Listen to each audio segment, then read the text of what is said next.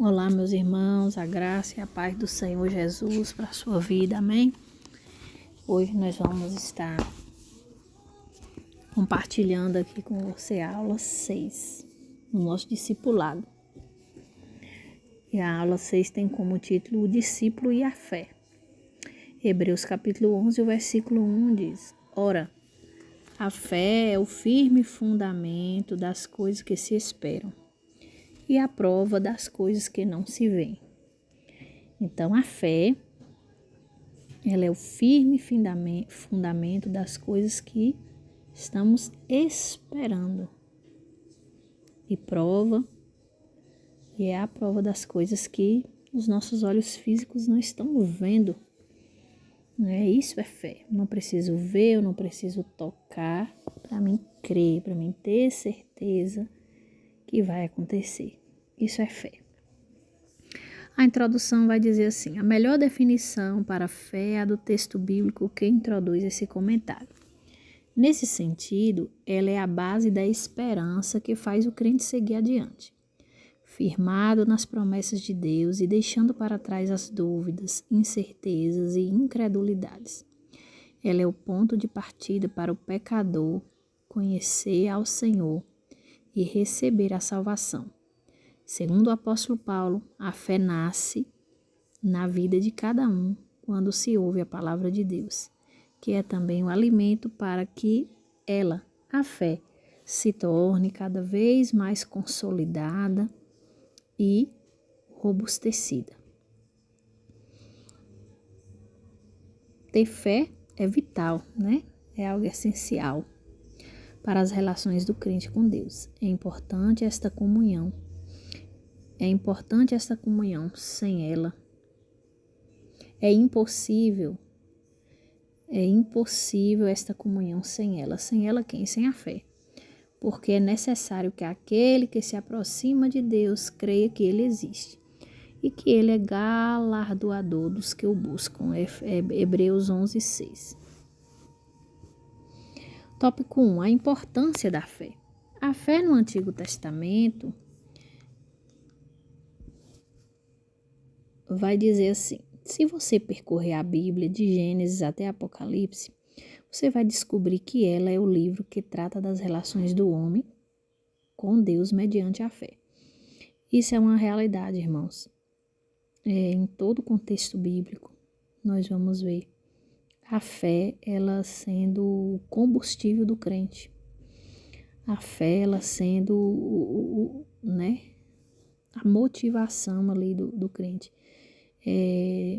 Tudo acontece mediante a fé. Se não tem fé, impossível, Como a Bíblia diz, impossível agradar a Deus, impossível se aproximar de Deus, impossível ver o mover de Deus acontecendo, impossível experimentar da presença de Deus, impossível se relacionar com Deus. Então, a fé, ela é essencial aí na vida do cristão. E para que ele venha usufruir, experimentar, nos planos e dos propósitos do Senhor. A fé é de tal importância que o capítulo 11 de Hebreus é considerado como a galeria dos heróis da fé. Eles viveram, lá em Hebreus 11, vai falar sobre vários homens que se destacaram mediante a sua grande fé. Eles viveram nos tempos do Antigo Testamento e estavam firmados nas promessas de Deus para o futuro. Depois você pode estar abrindo aí sua Bíblia em Hebreus capítulo 11. Eles olhavam para a cruz, o divisor entre a antiga e a nova aliança. Por causa de sua fé, eles foram massacrados e perseguidos, mas em momento algum eles fraquejaram, pois eles estavam certos da promessa do nascimento de Jesus Cristo, não obstante a verem de longe. A fé que esses homens tinham era algo tão real, mas tão real, tão profundo, que nada físico, material, poderia abalar a sua fé. Nada, simplesmente nada. Ponto 2. A fé no Novo Testamento. Os crentes da atualidade, segundo o escritor, mesmo livro bíblico citado acima, são mais bem-aventurados do que o do Antigo Testamento. No caso dos crentes de hoje, a cruz já está no passado, mas projeta com segurança o fato de que, se Deus cumpriu a promessa que tantos os heróis da fé almejavam, mesmo que eles não a tenham fisicamente alcançado, Deus dará continuidade ao seu plano até que se consumem todas as coisas. Por que hoje nós somos mais bem-aventurados? Porque hoje nós não andamos com Jesus fisicamente, não vimos o que ele fez fisicamente, mas ainda assim nós cremos. Então, é o que o texto bíblico diz: bem-aventurado aqueles que não viram, né, mas creram. Hebreus capítulo 11, o verso 40 vai dizer assim: visto que Deus proverá alguma coisa melhor a nosso respeito, para que eles, sem nós, não fossem aperfeiçoados. Os servos de Deus, vai dizer assim, os servos de Deus no Antigo Testamento honraram a fé. E agora, como uma nuvem de testemunhas, Hebreus 12:1, esperam que os crentes de hoje também vão cumprir a sua parte. Só a fé os fez triunfar. Só a fé fará você triunfar, né? Nós triunfarmos. Terceiro, a fé na vida cristã. Tudo quanto fizermos, se não tiver fé como base, não terá nenhum sentido. A Bíblia diz que aquilo que não se faz por fé constitui-se em pecado. Sem fé é impossível agradar a Deus. E a gente vê muito assim o comentário das pessoas dizendo: eu tenho muita fé. Essa pessoa é uma pessoa de muita fé. Então, uma coisa que eu tenho é fé. Mas fé em quê? Porque tem gente que de fato tem muita fé, mas fé em crenças erradas. Não basta somente ter fé, tem que ter fé na pessoa certa, que é Jesus. Tem que ter fé na palavra, tem que ter fé em Deus, não é fé em qualquer coisa. Eu conheço uma pessoa que ela tem muita fé, uma pessoa de muita fé, mas é uma fé fajuta. Aparentemente, parece que ela é uma pessoa cheia de fé, mas quando você vai compreender o real significado da fé, você vê que é uma fé falsa, porque ela precisa ver, ela precisa tocar para ela acreditar, para ela crer. E outra coisa, ela tem fé em tudo aquilo. Se eu chegar aqui agora e disser assim, aquela pedra ali, ela faz milagre. Aquela pedra ali, ela pode te curar, ela crê. Então, essa não é a verdadeira fé. A verdadeira fé é quando a gente não precisa nem ver e nem tocar para acreditar, para crer, mas também a fé naquilo que é verdadeiro, né? Não em qualquer coisa.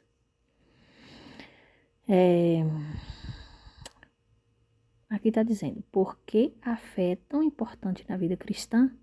Porque se ela não estiver operando, a incredulidade predomina, gerando incertezas e fracassos. Quem duvida jamais realiza qualquer coisa para Deus. Esse sentimento deixa o crente indeciso, o que compromete o seu caminhar vitorioso, pois poderá agir como Pedro, que ao primeiro momento deu passadas firmes sobre as águas do mar, mas logo ele começou a afundar, porque ele até começou a crer, mas depois ele duvidou, e aí por conta disso ele afundou. A dúvida deixou sem saber se ele olhava somente para Jesus ou para as circunstâncias adversas à sua volta. Nós somos muito desafiados, porque é muito fácil o cristão ter fé quando está tudo muito confortável e tudo bem.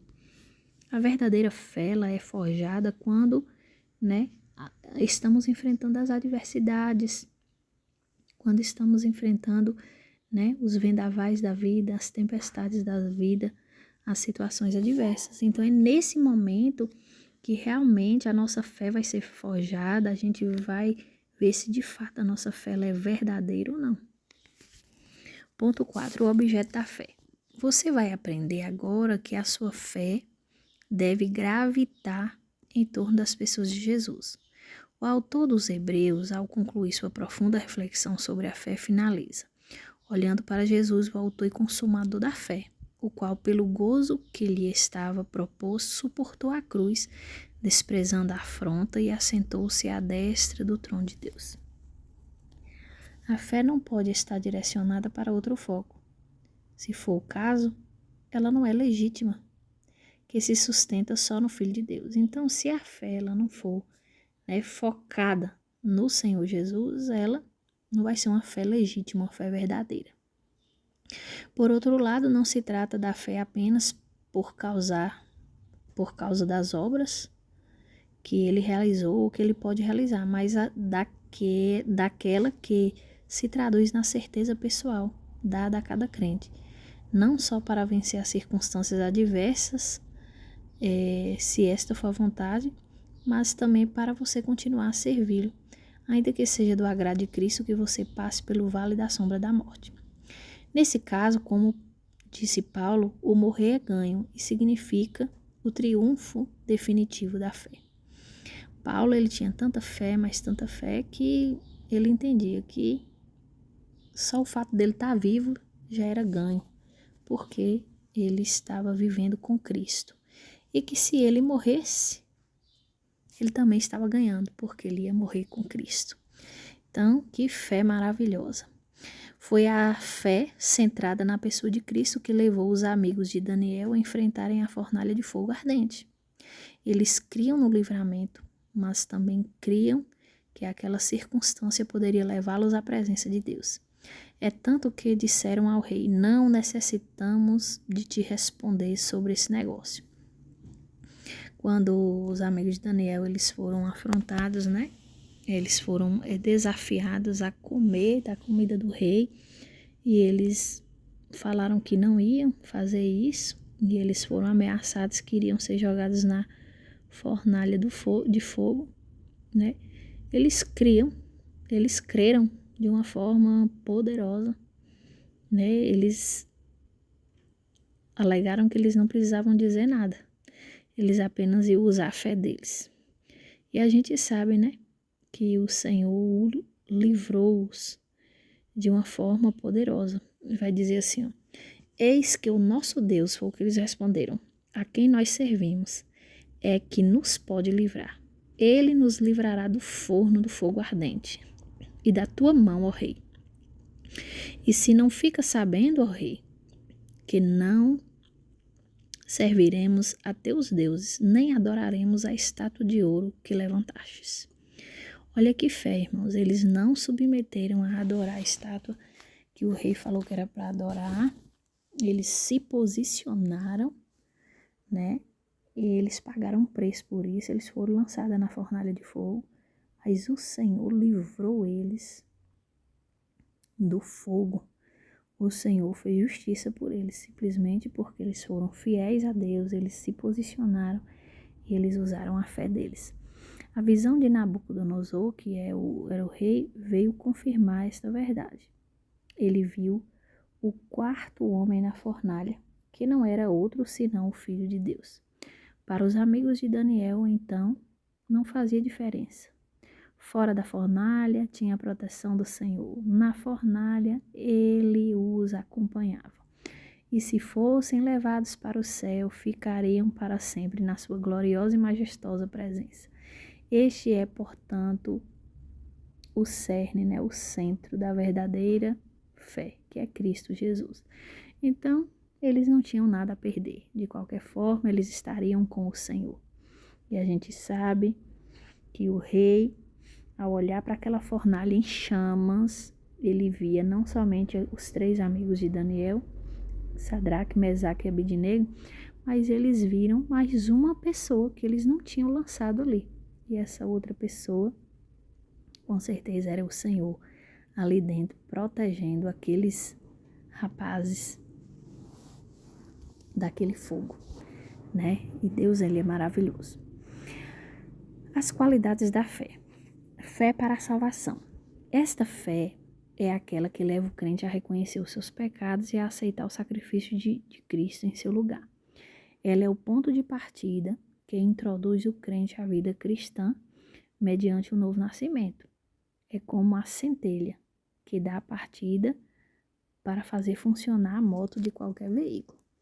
Então, a primeira fé que a gente precisa aí é essa fé aí, para a gente aceitar e receber a salvação que Cristo conquistou na cruz do Calvário por nós. Se eu digo que creio em Jesus, mas eu não tomo posse, não confesso, não recebo Ele como Senhor, meu único Senhor e Salvador da minha vida, esse crer é um crer falso, é uma fé falsa. É aquele que crê de verdade, ele obedece, porque o crer, ele é um verbo, o crer, ele não é só crer de palavras, ele é crer em ação. Eu creio e decido obedecer. Então essa é a primeira fé que vai se revelar na minha vida quando eu tomo essa decisão, que é a decisão mais importante do ser humano. É reatar sua aliança com Deus através de Jesus Cristo. Essa aliança ela foi quebrada lá no Jardim do Éden. Todo ser humano se tornou inimigo de Deus. Quando o pecado,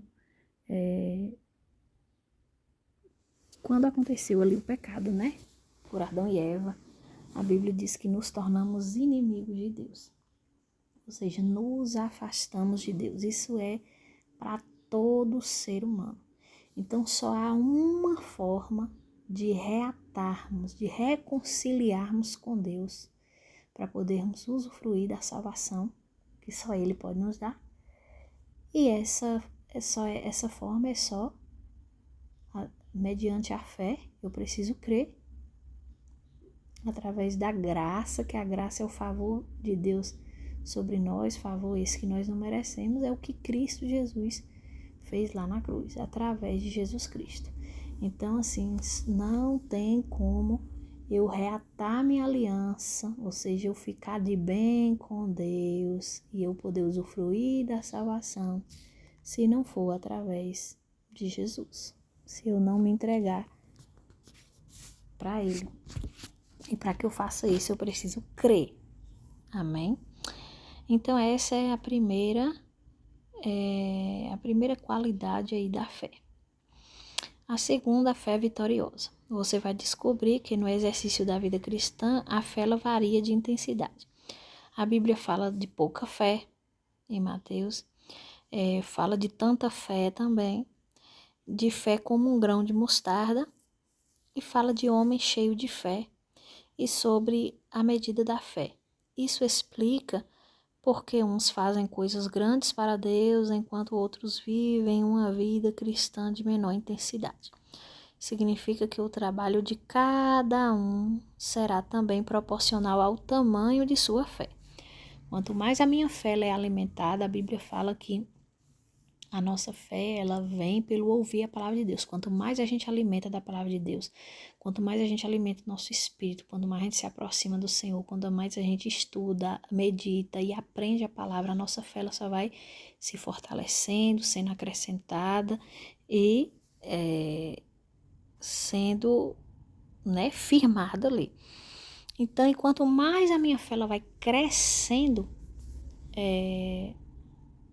mais chances eu tenho de ter atitudes positivas mediante a fé, né, para com Deus. E só fará grandes coisas para Deus quem tiver fé abundante e fundamentada nas promessas do Altíssimo. O terceiro ponto, falamos primeiro da fé para a salvação, depois da fé vitoriosa, que é a vida, quando o cristão, o crente, ele aceitou Jesus, e ele começa a caminhar com Cristo, né? E aí ele, quando mais ele vai alimentando, a fé dele vai sendo fortalecida, vai crescendo, e ele vai se entregando cada dia mais. E vai se intensificando. E o terceiro é dom da fé. O dom da fé situa-se numa dimensão mais profunda ainda, no caso. Trata-se de manifestação sobrenatural para a realização de maravilhas, sendo uma particularidade que o Espírito concede aos crentes para aquilo que for útil. Está entre os dons espirituais, né?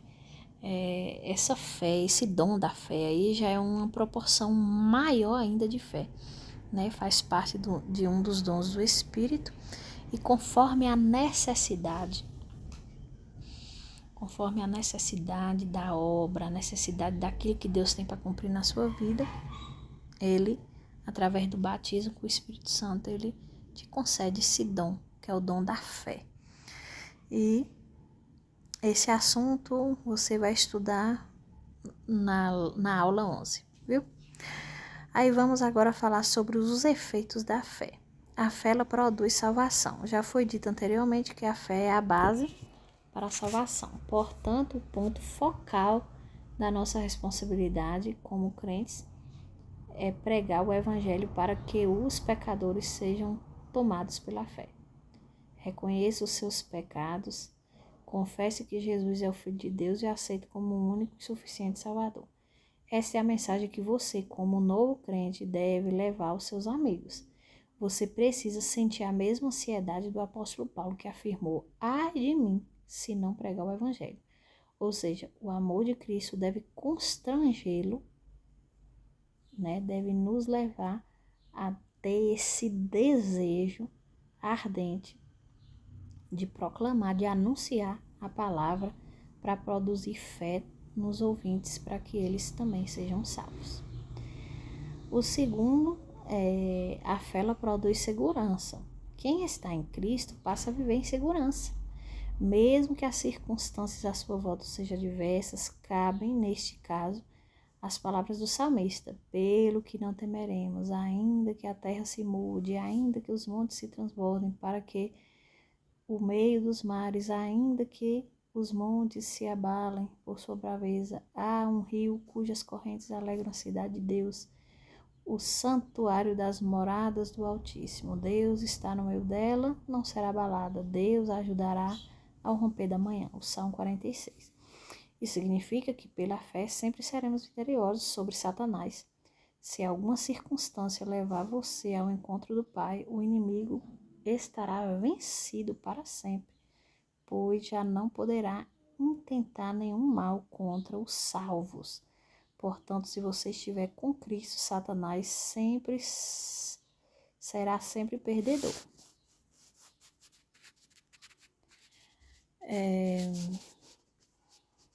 Vamos lá. A fé não vê o fracasso. Aquilo que na visão de muitos aparenta fracasso, para o verdadeiro crente é um meio de fortalecer a sua fé. E passar a depender mais de Jesus. Quando o apóstolo Paulo afirmava que se considerava fraco, isso servia para ele entender que sem Cristo, é o que ele estava dizendo, que sem Cristo nada ele podia fazer. Isso levou, inclusive, a receber do Senhor o consolo, quando ele diz assim: a minha graça te basta.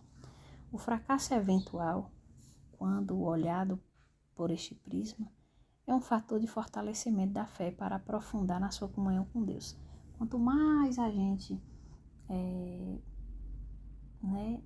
quanto mais a gente percebe a nossa pequenez, a nossa dependência, nossa limitação, mais a gente se torna dependente de Deus, e isso é muito bom, né? É o que o Senhor quer, que a gente se torne dependentes dele. O quarto ponto é que a fé conduz à vitória. Para concluir, vale adaptar o texto de um autor desconhecido que diz assim: enquanto a dúvida olha para baixo, a fé olha para o alto. Enquanto a dúvida vê o perigo, a fé enxerga a segurança. Enquanto a dúvida resvala na incredulidade, a fé se abriga no esconderijo do Altíssimo. Enquanto a dúvida afunda no desespero, a fé se agiganta na esperança. Enquanto a dúvida pergunta quem crê, a fé responde: eu creio. Olha que coisa linda. Então é isso, meus amados. Vem aqui uma parte prática aqui do discipulado. Você aprendeu que a fé é o ponto vital de nossa relação com Deus. Descobriu também que ela traduz na certeza pessoal que nos é dada por Cristo. Pôde ainda chegar à conclusão que só fará grandes coisas para Deus quem tiver fé abundante e assentado nas promessas do Altíssimo. Percebeu, por último, que o fracasso eventual, quando ele é olhado pelo prisma da fé, é fator de fortalecimento para aprofundar, a comunhão do crente com Deus. A partir de agora, deixe que a fé predomine em sua vida e torne você um vitorioso. Apesar das circunstâncias adversas, procure fortalecê-la através da oração, através da leitura da palavra de Deus e das experiências de outros servos de Deus, que já estão mais amadurecidos na fé. Lembre-se que tanto a sua fé como a incredulidade podem contagiar outros que estão à sua volta. Portanto, não se deixe levar pelas dúvidas, incertezas e não seja, com seus atos e palavras, um pregador do caos, de coisas ruins, que vai incentivar a incredulidade nos que te cercam. Mas seja isto sim, um proclamador da verdadeira fé, dizendo como Paulo disse: tudo eu posso naquele que me fortalece. Amém? Verifique aqui o que você aprendeu, aí você pode responder. Qual é a melhor definição para a fé? Aí no texto tem, Você pode também responder com suas próprias palavras. Por que Hebreus 11 é considerado como a galeria dos heróis da fé? O que levou os heróis do Antigo Testamento a serem vitoriosos? Por que a fé é tão importante na vida cristã? O que é o dom da fé? Todas essas perguntinhas estão aí no texto, da aula. E na próxima nós vamos falar sobre o discípulo e a obediência. Tá bom? Espero que você esteja acompanhando. Você só tem a ganhar com isso. Te edificar, te abençoar, te fortalecer, te aproximar mais e mais da presença do Senhor. Amém? Que Deus abençoe. Qualquer coisa, qualquer dúvida, qualquer colocação, qualquer sugestão, qualquer coisa que queira estar comentando também, pode estar colocando aqui ou me procurando, tá bom? Deus abençoe. Fique na paz do Senhor Jesus.